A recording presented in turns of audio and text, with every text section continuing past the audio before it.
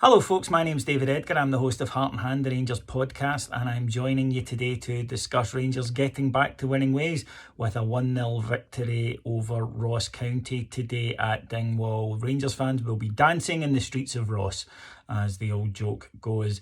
Look, it wasn't a great performance, and nobody is fooled that Rangers have turned any corner based on that result today. A lot of the recent failings that the team have been producing were there again. Lack of tempo, lack of movement, lack of confidence, poor finishing, defensive errors. They were all there, but unlike recent weeks, they did manage to dig it out. They did get a victory. They did get a clean sheet, and little acorns and all that. As I say, I don't expect any turnaround of our form to be something that happens instantaneously. We're not going to go and start beating teams by 4 and 5 straight away. We'll need to work at it and get a few of these results to build a little bit of confidence up, because the team looked devoid of it. First half, Rangers had most of the ball, but didn't really produce much. Again, running into cul-de-sacs, taking a wee bit too long on the ball, poor decision making. All of the recent failures. Rangers should have had a penalty when, from a Matt Polster cross, Fontaine was sliding in to clear it. The ball hit him on the arm. Looked a clear penalty, but wasn't awarded. But maybe it's a sign of the gallows humour that I must have had about 20 messages from people at that point saying, we'd only have missed it anyway. I don't know what that says about our recent run. A concern for me is into the second half. For the first 15 minutes, Rangers got worse and were really, really ragged. And that's been a theme recently, where it happened against Hamilton and it happened against Hearts, and Rangers lost a goal in match-winning goals, as it turned out, in both of these periods. There seems to be this bit between the break and the first substitutions being made where the team, I think, collectively says, well, look, we tried what we were supposed to do in the first half and it didn't work. And they lose even more faith, and we're vulnerable. And during this period, we had Alan McGregor to thank yet again. He produced 2 brilliant stops.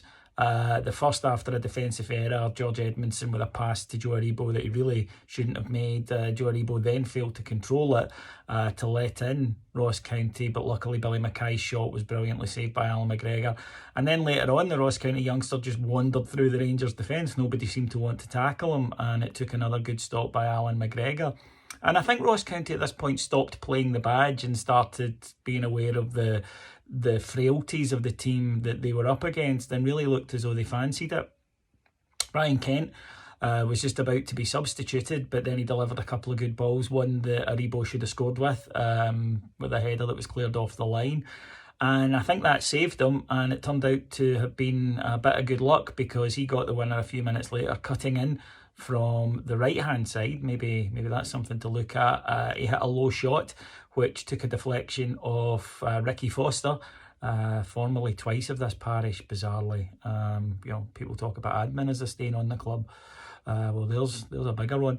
But finally, Ricky Foster did do something positive for Rangers, and the ball went into the net. And then Rangers were looking to hold it. If you want a sign of that, Nico Katic came on with a couple of minutes left for Alfredo Morelos to try and shore it up. We saw Jordan Jones back from Siberia. And look, Jordan Jones offers more as far as I'm concerned than the likes of Barker or Rojo.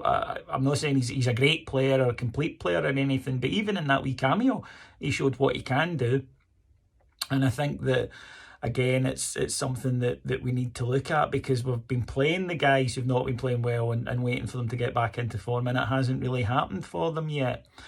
Alfredo is a bit of an issue at the moment. He's just a shadow of what he was before. Normally, Alfredo, when he's not playing well, is still a handful, but today he didn't hold the ball up. His movement wasn't good. There was nothing there. He was really a man down.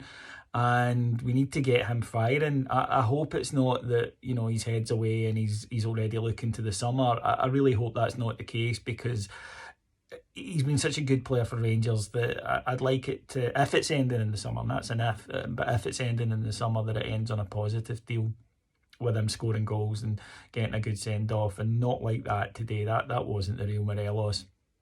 And we'll need him for the next 3 games, because we've got the 2 legs against Bayern Leverkusen sandwiching the Celtic match next Sunday. So all to play for.